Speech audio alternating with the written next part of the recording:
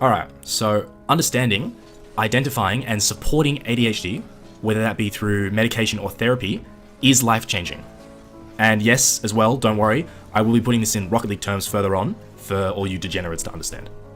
Misunderstanding, or on the other hand, not identifying if you have ADHD, leads to so much blaming yourself, self-hatred, and basically just a really bad form of depression.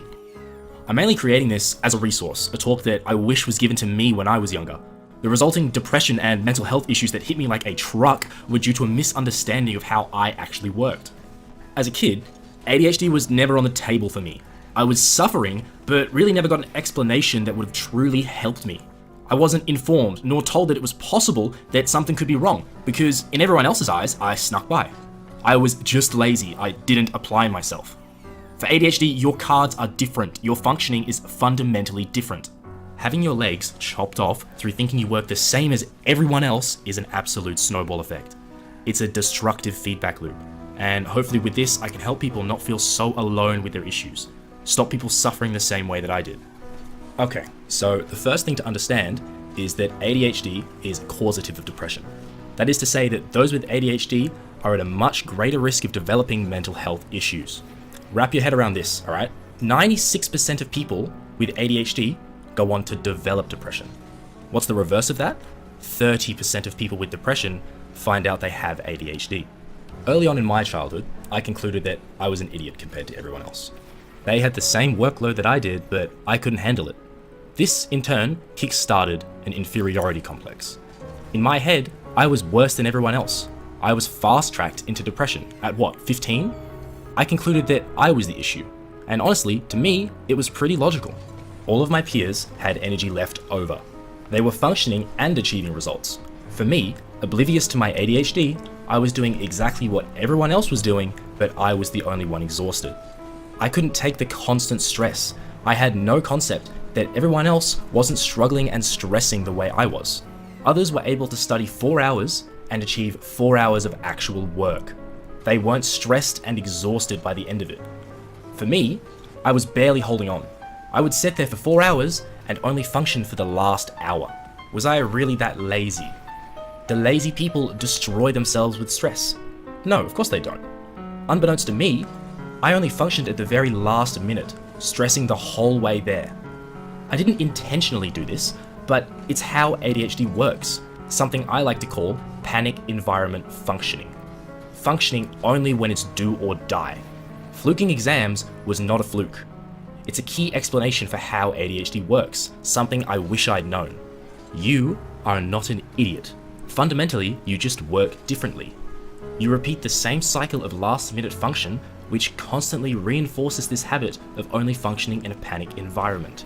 Ever wonder why you always squeaked by in school? You only ended up doing 1 hour of study after 4 hours of absolute stress, but somehow you got a passing grade. This is because with ADHD, you function perfectly in these survival situations. Knowing this, guess what your brain does? It waits. It waits for these survival situations. In the meantime though, you not knowing this is how you work, stress the hell out of yourself because you're running out of study time.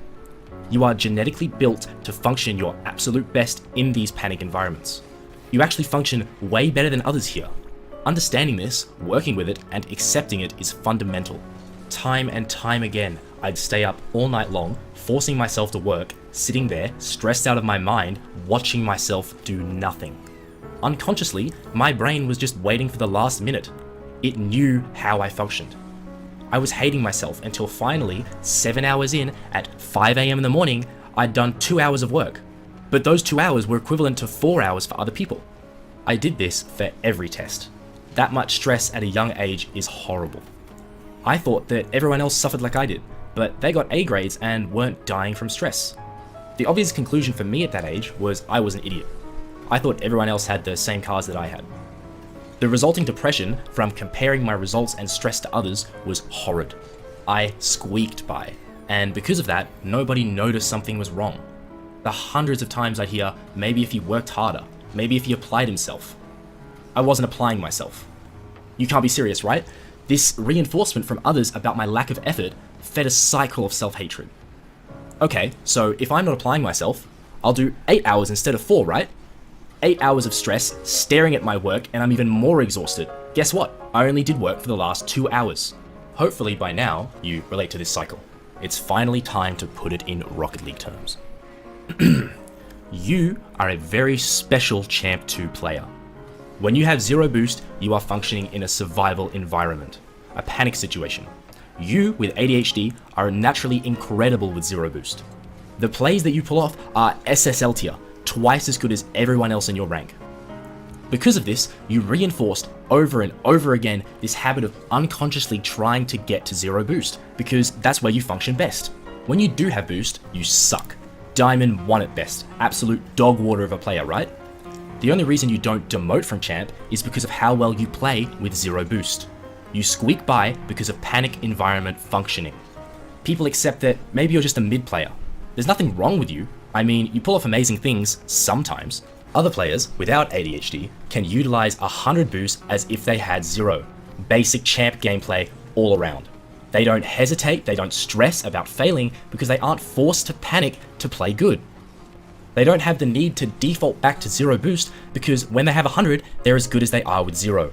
You, on the other hand, don't mean to, but you're tapping boost, avoiding pads, trying to get to 0, stressing about running out of boost the whole way there. You functioned your best in panic environments, so obviously your brain tries to put you in one. You see the loop, right? You see how backwards it is when you don't understand how you work. In the end, because you don't understand what you're doing, you blame yourself. To you, you're just a bad player. But listen, you're not looking at how amazing you are in these panic environments. There's potential once you understand how you work. ADHD is literally a handicap, but it can also be an advantage. Your teammates are telling you to just go for it. In their eyes, you pull off amazing saves that they could never do with 0 boost, so nobody really realizes there's a problem. Your advantage masks your weakness. Your brain functions at a level greater than others, but only in high stress environments. You needed to wait until you were in these high stress environments just so you could function. In return though, your mental health is destroyed. In scrims, you are washed. On LAN, you're cracked. But because you wasted scrim time stressing, which is not your fault, you're actually mid on LAN. ADHD is excelling in panic control, level-headed in the worst of situations, but ADHD is also being horrible at damage prevention. This is why stimulants used to treat ADHD work so well. They force your brain to function as if you were in a panic environment. You're able to think level-headed for once. You're calm. You can organize the stress. Over time, you taught yourself that believing things won't work out is the only way for you to achieve. And that wasn't your fault. You weren't informed. As you can imagine, in the long run, with university and work environments, you need to function at a constant. This is where ADHD breaks you. Treatment and medication are crucial. Suddenly, everything in life is a LAN situation. People usually discover they have ADHD at this point because every other explanation for their exhaustion is exhausted. Severe depression while everyone else is happy. Deadlines are breaking you. Assignments are breaking you. How many things can you do last second before it all collapses? In the end, just be conscious of how you actually work. Look for support. You need it. You are different. You need to accept that. Don't let yourself default to 0 boost. You know that you can function at 0 boost, so screw it. Try your best at improvement. Once you know where you fail, you can try to fix it. Medication is a huge support. Understanding why it helps is equally as important. You're finally able to function outside of a panic environment. It is life-changing. Why do you think for ADHD sufferers, stimulants seem to fix their depression, not antidepressants? Imagine the work output you can create compared to others when naturally you know that you can turn 2 hours of work into 4. Psychotherapy and a focus on organization are also really big support platforms. If you get anything from this, just understand you are different. Others don't have the same deck of cards that you do. You aren't a bad player, you're just held back by something that is not your fault. A habit that's been so reinforced, it's destroyed you.